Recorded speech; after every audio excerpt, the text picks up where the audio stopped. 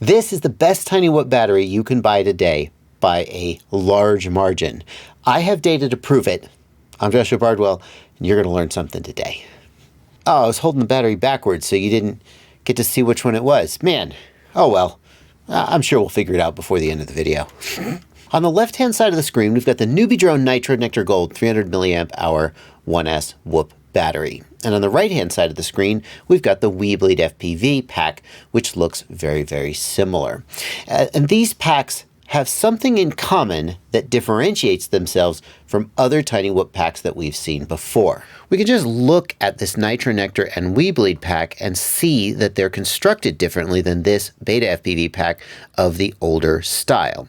The Beta FPV pack is just like a single cell, sometimes called pillow cells, and the Weebleed and the Nitro Nectar look like it is a double length cell that is folded. You can kind of see the fold here at the end.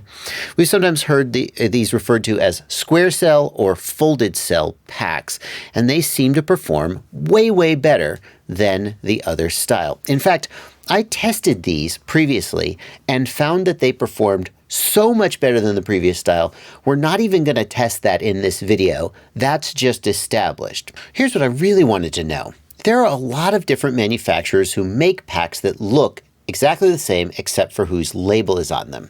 Are they the same? Do they all perform the same? Is it, as I suspect, that they're all manufactured by the same company and they're literally the same cells and they're just getting different labels?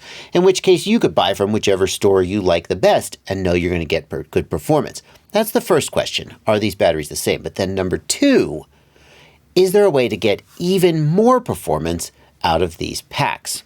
Because these batteries can be ordered with either PH 2.0 or BT 2.0 connectors, and I've demonstrated in the past that BT 2.0 connectors perform significantly better than PH 2.0 connectors. So in theory, the single best tiny whoop battery you could buy would be one of these square cell, folded cell batteries with a BT 2.0 connector. That's the theory, and now I've got data to prove it.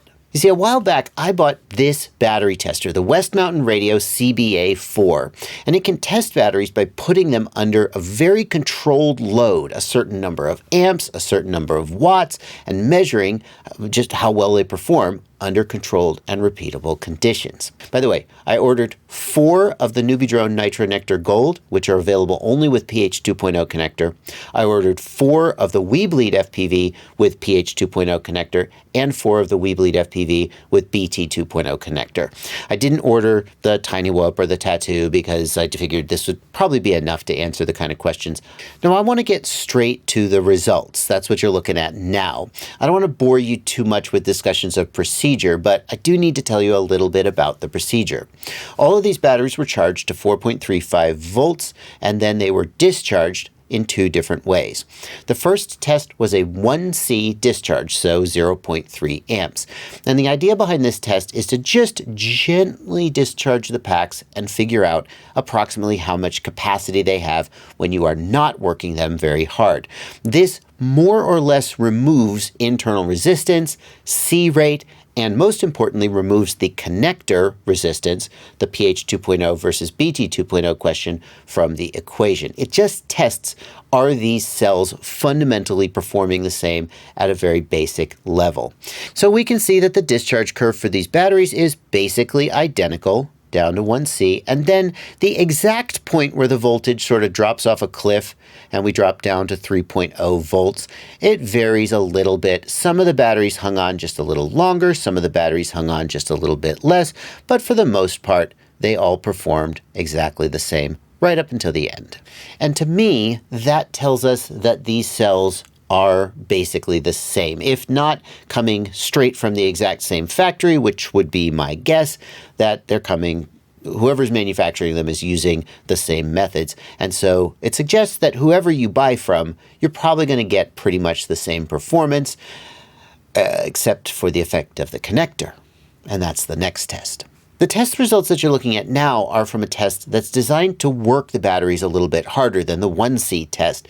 The idea is that we need to work them hard enough that the quality of the cells, their internal resistance, the quality of the connector, and so forth shows itself, but we don't want to stress them so much that we just destroy them and then we can't use them for further testing. After a lot of experimentation, we've settled on a discharge rate of 12 C. So for a 300 milliamp hour battery, that would be 3.6 amps discharge. That doesn't sound like a lot, since we can often work these batteries at 50 or 100 C or more under real world conditions. But what we've found is that the difference in the performance of the cells absolutely shows itself at 12 C. And the results at 12 C are representative of the results at higher C rates, but with less stress on the test machine and on the batteries themselves. The other thing you need to know is that this is a constant wattage discharge, not a constant amperage discharge. So we're not discharging 3.6 amps, we're discharging the equivalent of 12 C in watts. And this is important because real-world use of a battery is constant power. If you're trying to fly your quadcopter and the quadcopter is sagging out of the air, you will apply more throttle and request more power and more amps. And basically, you're going to need enough power to make the quad do what you want it to do. So a constant power test stresses the battery in a more realistic way than a constant current test. And what we see here clearly demonstrates the advantage of BT 2.0 connectors. These red and green lines are the pH 2.0 cells, and these magenta lines are the BT 2.0 cells. And just throughout the discharge curve, the BT 2.0 is holding a higher voltage. Let's see, we're at about 3.7 volts here and 3.663, 0.735. It's about 0.05 to 0.1 volts higher, and they hold that higher voltage further down. Again, remember, they're delivering the same number of watts all the way to the end of the test. They were holding on in a way that these others didn't. So in short, if you want the absolute best battery that you can get for your tiny whoop, if you want demonstrably better performance, number one, buy the square cell batteries. They are more expensive than the other ones, but they perform a lot better. And number two, if you really want the best performance, swap out the pigtail, swap out the power lead on your tiny whoop from a pH to a BT 2.0 and buy BT 2.0 batteries. It will not work for you to buy a little converter cable that converts the pH 2.0 to BT 2. It's the resistance of that pH 2.0 connector that is causing the additional voltage loss. You have to actually buy batteries with BT 2.0 connectors on them, and you have to put a BT 2.0 connector on your tiny whoop, and you will get much longer flight time, much better power all the way through to the end of the pack, just better performance overall. There's links down in the video description, and they're affiliate links.